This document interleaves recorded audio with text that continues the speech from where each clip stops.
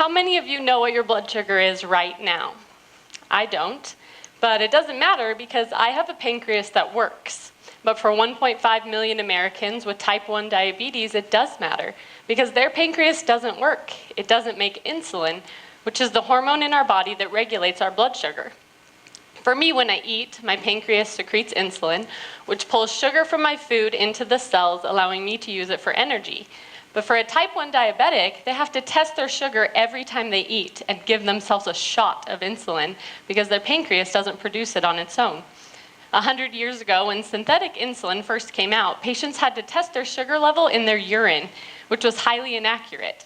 Then in 1980, they started doing finger sticks, testing the sugar level in a drop of blood, which was much better, but still not great. Then in 2005, continuous glucose monitors came out, which revolutionized diabetic management. A continuous glucose monitor, or a CGM, is a system with a small catheter that's inserted under the skin. It reads the sugar levels in the subcutaneous fluid under the skin in real time. It's connected to a sensor that sits on top of the skin, which sends the data wirelessly to a handheld device, allowing users to see what their blood sugar is all the time, continuously.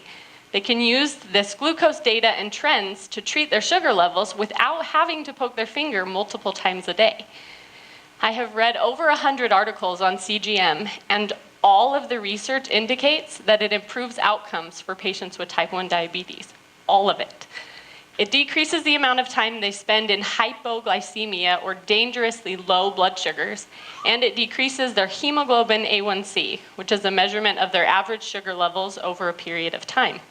Hemoglobin A1C is directly related to long-term complications of diabetes.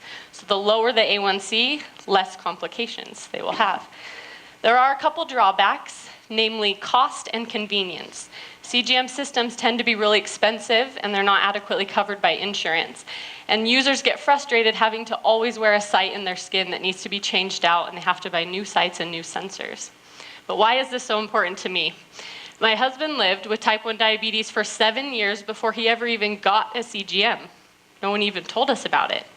But lucky for him, he married a nosy nurse who fought and researched to get him one of these devices.